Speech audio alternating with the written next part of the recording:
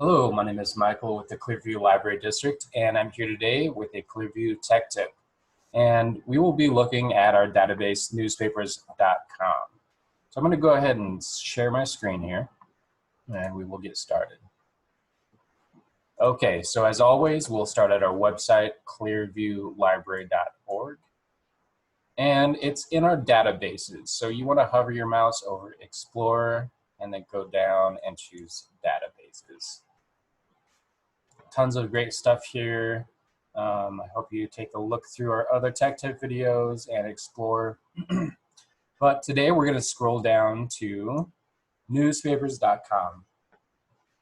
It is this teal icon that says ProQuest Newspapers.com Library Edition. So newspapers.com is a digitized database where you can search over 4,000 historical newspapers dating back from the early 1700s into the present day. Let's go ahead and click on that. Now, when you first click on it, it's going to bring you to a page asking for your barcode. And by barcode, it means your library card number. So you're just going to type in your library card number, no spaces. It won't ask for a PIN. It's just checking to make sure that library card number is attached to a Clearview Library District patron account, and it will let you in. So this is the main page, a lot of information here. Let's start in the top left. We have search, browse, papers, and clippings. If you click on papers, it's going to bring you to a list of all 4,000 plus newspapers.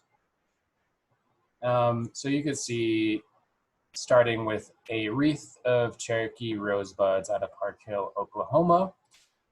The first edition was in 1854.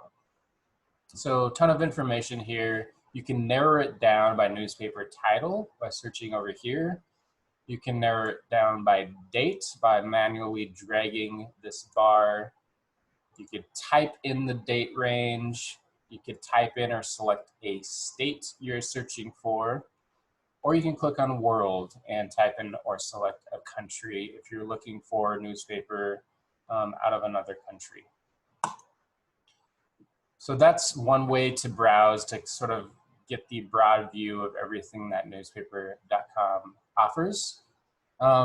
There's also a button here. Right now, we are looking at paper name starting with the letter A, obviously. If you click on new and updated, it's going to give you what has been most recently added to the database. Okay, so let's do a search. So I'm going to click on search on the top left. And let's go ahead and search for Titanic. Now there are advanced search options. You can enter place or date. I'm going to go ahead and hide advanced and just do a general search for the term Titanic. So as this is loading, we already have a bunch of hits. Now, because the search algorithm knows I'm probably not just searching for the term Titanic, I'm probably looking for information about the sinking of the Titanic. And I know that because on the top right, we have these sort options. Right now, it's sorted to best match. So that means that the search algorithm knows that I'm probably searching for information about the Titanic and not just the word Titanic. However, if we switch this sort to newest first, oldest first, date added, those are the options. If we switched it to oldest first, we're going to probably come up with a lot of different returns on our search. So now we're just seeing results of the word Titanic. The first hit was from 1749, so obviously that is not about the ship, it's just the word Titanic.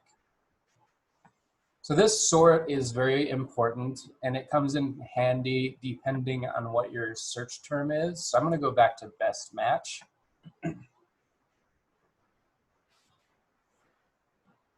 And it looks like they are advertising that they have a new search experience that's faster, simpler, and includes obituaries. So that's handy as well. So it is slow to load right now. That's probably on my end.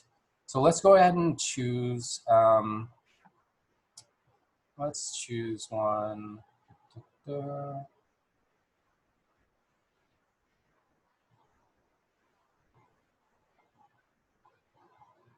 Let's go to this one. Lincoln Journal Star, April 27, 1912. So you just click on the paper and it will bring you straight to that article. It will highlight your search term. Over here on the right, you can click the minus button and zoom out. Plus button zooms in. And then you can just click and drag and read through the article. Super handy, super interesting to see. Even the advertisements, the obituaries, the prices, pretty incredible information here. Now, let's say you wanted to save this article. There's a bunch of ways you can do it. First way is you can click print/save here in the top right, and you can choose the entire page or select a portion of the page. Right now, let's go ahead and select portion of the page, and you click and drag this selection box to get what you want of the article, and then you can click print or save. I click save. You could save as a JPEG or a PDF, and that will save it to your computer. From there, you can read it, you can send it to people, you can email it, whatever you want to do with it. Now, you can also save a clipping. So these are your virtual scissors, essentially. So I'm going to click on clip. Now, the first time you click on clip, it's going to say that you have to register in order to use it. You have to register for newspapers.com. So you will put in your email address. It's going to send your email address an email. You click on the link in that email, and then you reload the page, and you have access to clip. So the clipping tool is very handy. It's similar to the print and save button, except you're going to save this clipping in newspapers.com in your account. So let's say I wanted to save this clipping. You can type in a description or details, Titanic 1912, and click on click. Now you can share it through ancestry.com, save, you can email it, share it on Facebook, Twitter. So now that it's clipped, it gives me a timestamp. You can click on view clippings. And here's the clipping we just made. Now you can also access your clippings always across the top. So clippings, if you clicked on that, it would go right here. And if I click on my clipping, it will bring me right back to the paper and highlight that clipping. So if you find anything of interest, make a clip of it, you could always get back to it. So let's go back to our search. And let's go back to Titanic. And we'll let this load. Okay. So on the left side of the page, we can drill down a lot more. So I know right now it is giving me the best match for the term Titanic. I know that the Titanic sank in 1912. But let's say we didn't know that, or we were searching for a term with just a search term by the oldest date found. So right now, we are looking at information from 1748, and I know the Titanic sank in 1912. So you can change the date range of your search by clicking and dragging, or you can type it in and update.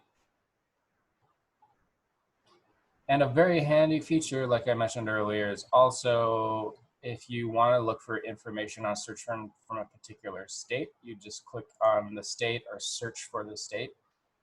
So right now our search terms are 1912, Titanic, and Oklahoma. So there's a ton of information here. You can search for the names of your loved ones in your local paper from history. You can search for obituaries. You can search for news articles. Tons of pretty incredible information here. And like I said, if you plan on using this to any extent, I highly recommend doing the tutorials on the front page. So if you click on Introduction, that'll get you started. Go through those tutorials. We'll give you a bunch of tips and tricks for searching and using newspapers.com. So I hope this has been helpful. Thank you for joining me on another Clearview Tech Tip, and we'll see you next time.